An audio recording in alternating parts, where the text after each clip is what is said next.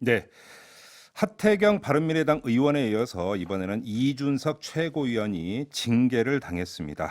내용이 이 바른미래당의 내용이 정점으로 치닫고 있는 것 같은데요. 이에 맞서서 변화와 혁신을 위한 비상행동, 줄여서 변혁이라고 부르죠. 이 변혁 모임이 주말 사이에 비공개 회동을 갖고 어떻게 하는 게 좋은지 입장 조율을 했다고 하는데요.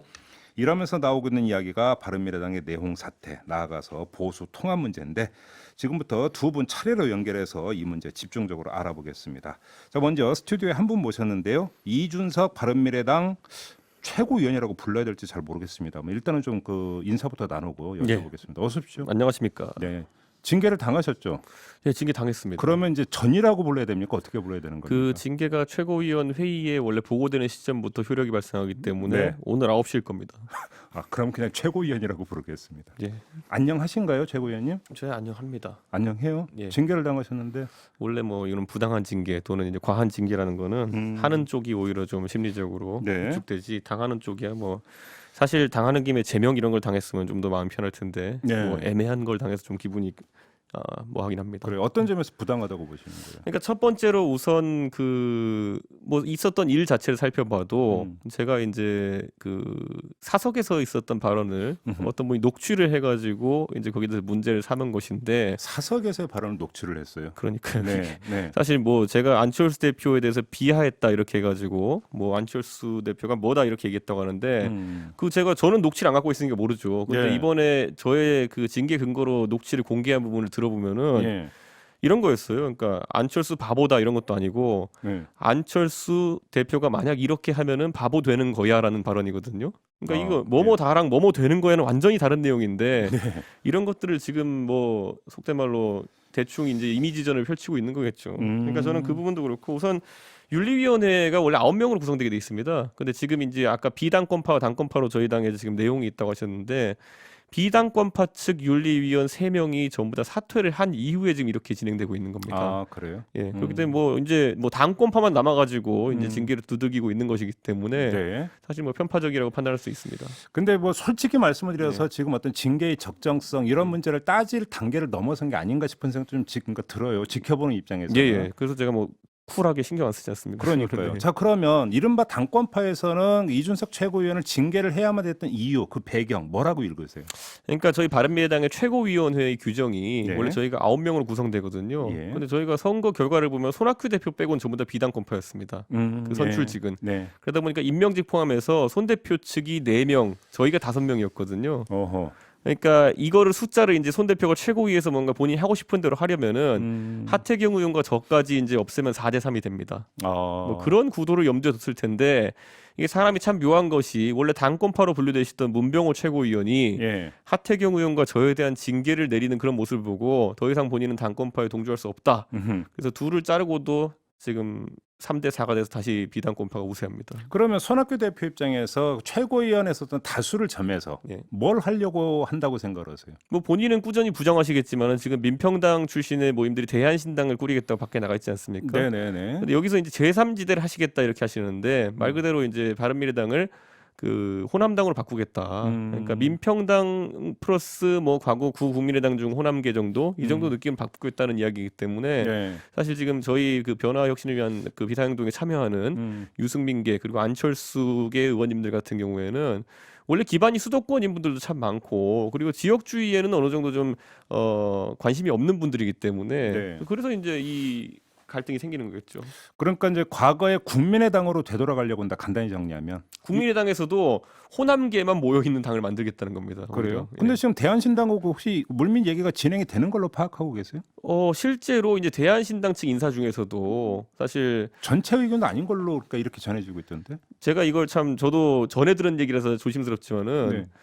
손학규 대표께서 이번에 당 내용에 대처하는 모습을 보면서 네. 저게 우리가 같이 합치고 나서도 생길 수 있지 않을까라는 이야기를 하신 분이 있다고 합니다. 대한신당 안에서. 예, 대한신당 안에 참여하는 분들 중에서. 그래서 예. 저는 뭐 그 부분은 모르겠습니다. 앞으로 정계 개편이라는 것이 뭐 상수라고 보시는 분도 있지만은 이 상수 속에서 과연 과거만큼 대선 주자 뭐 안철수 대표라는 대선 주자가 있는 상태에서의 호남신당과 네. 없는 상태의 호남신당이 파괴력이 있다고 생각하는 분이 얼마나 있을지 없다고 생각하면 또 생각보다 그게 모래알처럼 흩어질 가능성도 있습니다. 그래요. 예. 그러면 그러니까 이른바 호남신당을 만들려고 한다. 손학규 대표의 구상이. 예. 그러면 그것이 연동형 비례대표제가 된다면 그래도 호남신당이 일정하게 안착할 수 있다고 손학규 대표 쪽에서 그 기대하고 있다 이렇게 읽으세요?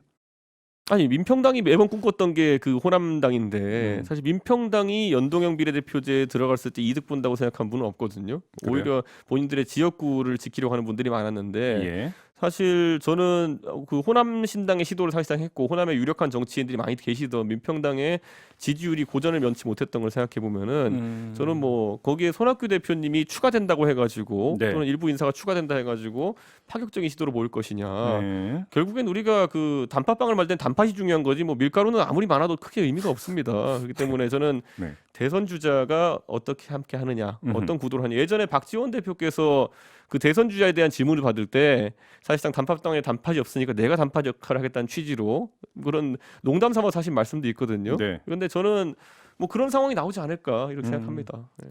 그러면 거기서 안철수 전 대표가 어떤 스탠스를 취할 거라고 전망을 하세요? 뭐 저는 안철수 대표는 우선 개인적으로 밝힌 입장이라는 것은 네. 뭐 본인이 연구를 더 하겠다 이렇게 지금 말했는데 미국 독일 이제 유학 끝나고 미국으로 간 상태죠? 그렇죠. 네. 그러니까 일반적인 우리가 정치권 인사라고 한다면은 미국에 지금 시기에 간다 그러면은 총선 때 사실 역할을 하기 어렵다고 이제 판단하는 것이 맞는데 네. 원래 과거에 안철수 대표는 2016년 총선에서도 2월 달에 이제 창당을 해가지고 4월 달에 선거를 치러서 국민의당을 상당한 성과를 냈던 적이 있거든요. 아, 그때 2월이었던가요? 2월 창당이었습니다. 예, 그렇기 예, 때문에 예. 뭐 저는 물리적으로는 2월까지는 안철수 대표가 판단을 내릴 시기가 남아 있다. 아. 저는 이렇게 보고 있습니다. 총선을 건너뛰려고 한다라는 일각의 분석이 있었는데 꼭 그것도 아닐 수도 있다. 지켜봐야 된다. 아니 뭐 저 같은 사람은 4월 총선을 준비하려면 12월 전에 돌아오겠다 이런 정도의 타임라인이 가질 텐데 네. 안 대표는 그때 그런 타임라인으로 뭐 소기의 성과를 거둔 적이 있기 때문에 네. 저는 뭐 다르게 생각할 수 있다 봅니다. 그런데 혹시 진짜 그 이준석 최고위원도 함께하고 있죠. 이제 그 변혁 예. 변혁 모임에 혹시 안철수 전 대표가 어떤 뜻을 밝혔는지 뭐 지금 보도를 기준으로 하면 일체 입장을 안 밝히는 걸로 알고 있는데 예. 혹시 뭐 그 아름아름으로도 전해진 메시지가 있나요? 뭐 실제로 직접적인 소통에 있어가지고는 뭐 어려움을 겪는 경우가 있는데 반대로 또 뭐 전해 들은 것이나 간접적으로 소통하는 것 아니면 뭐 문자 메시지로 소통하는 것에서는 답장이 빨리 오고 이렇기 때문에 뭐라고 오고 있대요? 실제 아직 판단을 못한 것으로 보는 게 맞을 것 같습니다. 아 그래요? 네, 그러니까 뭐 정치 지도자의 판단이라는 게 뭐 대선 주자급이기 때문에 네. 아까 제가 말씀드렸던 것처럼 뭐 기다리는 사람들도 1차적으로 한 12월 정도까지는 당연히 안철수 대표가 뭐 판단 시간을 가질 수 있다 볼 것이고요.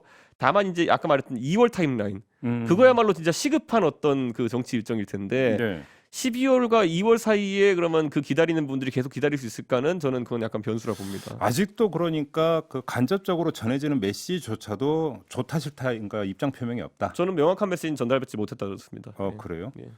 알겠습니다. 자, 그럼 변혁 모임으로 좀 집중해서 이제 예. 질문을 드리겠는데 탈당은 기정사실이라고 봐야 되는 겁니까? 저희는 원래 변혁을 만들 때도 그렇고 지난 4월부터 이 당 내용이 생략됐을 때부터 예. 첫 번째 시도 과제는 항상 당의 정상화입니다. 아 예. 그리고 두 번째로는 그게 안 되면 어쨌든 총선 앞두고 정계 개편에 적극적으로 응한다라는 취지거든요. 정계 개편에 응한다. 예, 응한다는 것은 저희가 이제 여기서 만약에 탈당을 한다 하더라도 예. 그게 그냥 탈당파 모임이 되는 것이 아닙니다. 네. 어쨌든 정치에서 뭐 중도 보수적인 관점을 갖고 있는 분들이라든지 네. 아니면 지금까지의 뭐 자유한국당이 보였던 영남 중심의 보수당 느낌이 아니라 음흠. 어쨌든 좀 민심에 좀 민감한 수도권 중심의 어떤 중도 보수 시도라든지 이런 걸 같이 할 분 있다면은 그분들도 같이 정치할 대상이기 때문에 제가 큰 틀에서 정계 개편의 대상이라고 이제 언급한 겁니다. 알겠습니다. 그런데 자 그러면 그 당의 정상화가 1순위고 네. 그 다음이 탈당이라고 한다면 저는 그냥 2순위부터 질문 드리겠습니다. 예.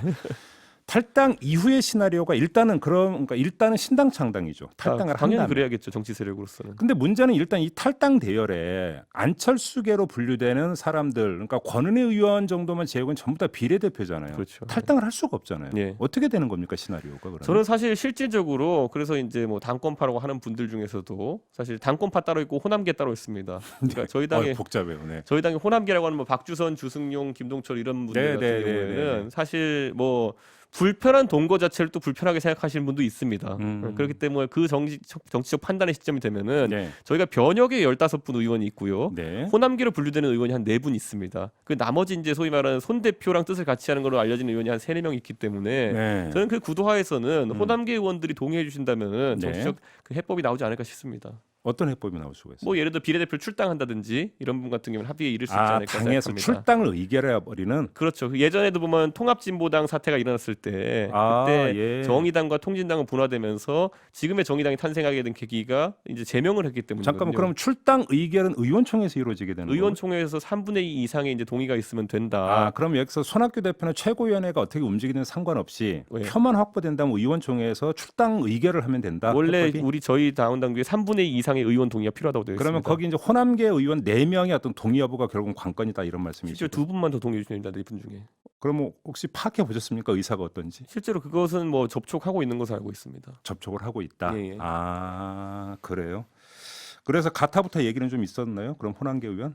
뭐 그거를 이번에 보면 이번에 22일 날 국민의당 출신 의원님들끼리 따로 이제 회동을 한번 하기로 맞아요. 했거든요. 예. 예. 그 회동에서 그 논의도 있지 않을까 저는 이렇게 판단합니다. 알겠습니다. 그럼 신당 후에는 어떻게 되는 겁니까? 자유한국당하고 통합으로 가는 겁니까? 어떻게 되는 겁니까? 저는 자유한국당의 통합이 목적이었으면은 예. 사실 타이밍이 지금이 되지도 않았을 것이고 예를 들어 저희가 6개월 동안 당권을 놓고 이제 다투는 경우도 없었을 거라 저는 생각합니다. 그렇기 때문에 당연히 뭐 유승민 대표의 의중은 제가 확인했을 때는 끝까지 이제 뭐 개혁 보수에 어쨌든 신당을 하겠다는 취지이지 통합할 거였으면 진짜 싸울 이유가 없었죠. 그래요? 예. 그냥 일단 바른정당에만 나가서 그냥 그 합치면 되는 거였다 이런 말씀이신가요? 그렇죠. 그렇게 했으면. 그러면 신당 창당이라고 하는 게 통합을 전혀 염두에 두고 있지 않다 이런 말씀이신가요? 지금쯤에 왜냐하면 전혀 언급하는 인사는 없었습니다. 유승민 대표 같은 경우는 지금 뭐 탈당을 그러니까 그 가능성을 배제하지 않으면서도 보수 통합의 당위성을 계속 강조를 하잖아요. 이건 그런데 어떻게 그것은 읽어야 이제 항상 이야기하는 것이 네. 저희가 3년째 부르고 있는 노래가 뭐냐면요. 같은 군 노래만 부릅니다. 저희는. 그래가지고 뭐 예를 들어 친박 인사, 부적절한 인사들에 대해 가지고 징계를 하고 그리고 만약에 통합을 한다 해도 가치의 중심을 우리가 말하는 중도 보수, 개혁 보수의 위치로 세운다고 한다면은 네. 그렇게 하겠다는데 이게 자유한국당 쪽에서 들리기로는 뭐 말도 안 되는 조건으로 보일 겁니다. 제가 생각해서 그게 뭐 현실적으로 자유한국당이 받아들이거나 네. 아니면 보수 전반에서 뭐 통합을 가기 위해서 그걸 받아들이라는 얘기가 나오진 않을 겁니다. 그러면 지금 변혁 입장에서는 친박계 의원의 정리 예. 이것이 어떤 선결 조건이라는 입장을 계속 고수를 하고 있는 겁니까? 거기에 대해서 탄핵에 대해서 이제 더 이상 이제 입장 정리가 필요하다라는 것이 근데 오늘 조선일보에 유승민 대표 인터뷰가 실렸는데 예. 유승민 대표가 뭐냐면 일단 탄핵은 역사의 평가에 맡겨놓고 일단 놔두자 이렇게 언급을 하던데 그럼 이건 어떻게 봐야 돼요? 그 말이 뭐냐면 탄핵에 대해서는 인정하고 가자는 취지로 이제 받아들일 수 있는 것이 왜냐하면 탄핵에 대해 가지고 지금 그 바른정당계와 그리고 지금의 자유한국당이 통합한 데 있어서 뭐 강경 보수적 성향을 가지신 분들 같은 경우에는 네. 그것을 공격의 포인트로 삼고 있거든요. 그렇죠. 그래서 그 부분을 이제 뭐 더 이상 언급하지 말라는 취지로 한번 보면 될 것 같습니다. 그러면 혹시라도 예. 근데 그러니까 통합이라고 하는 시나리오를 일단 완전히 배제한 게 아니라면 그거에 대해서 안철수계 의원들의 입장은 들어보셨어요? 뭐 그거는 개인별로 입장이 다르고요. 예. 저도 개인적으로 뭐 소통해 보면은 뭐 예를 들어 어떤 분들 같은 경우는 절대 안 된다라는 예. 것이 예. 통합 안 된다도 있고 연대도 안 된다도 있고 연합 공천도 안 된다는 이야기도 있고 어떤 분들은 뭐 공천까지는 같이 해도 되는 거 아니냐, 어떤 분들은 연대까지는 해도 되는 거 아니냐. 각양각색. 각양각색이라고 보면 될 것 같고요. 그 부분을 정리해 줘야 될 분이 저는 안철수 대표다 이렇게 봅니다. 안철수 대표 근데 메시지는 없고. 그래서 제 생각에 12월 이후 되는 시점이 오면은 네. 개별 의원들도 예. 그런 어떤 팀플레이적 판단보다는 개인의 판단을 좀 우선시하지 않을까 하는 생각이 듭니다. 12월까지 안철수 전 대표가 입장을 표명하지 않는다라고 한다면 사실은 이제 안철수계 의원으로 분류되는 의원들이 이제 개별 행동에 들어갈 가능성이 있다. 왜냐하면 정기국회가 끝나는 시점이고 그렇죠. 그렇다면 본인들의 총선을 준비해야 되는 시점인데 사실 좀 고민이 많을 것 같습니다. 알겠습니다. 자, 말씀 여기까지 드릴 것 같네요. 고맙습니다. 예, 감사합니다. 네, 이준석 바른미래당 최고위원이었습니다. 이슈의 핵심을 꿰뚫는 예리한 시선, 믿고 듣는 진품 시사 김종배 시선 집중.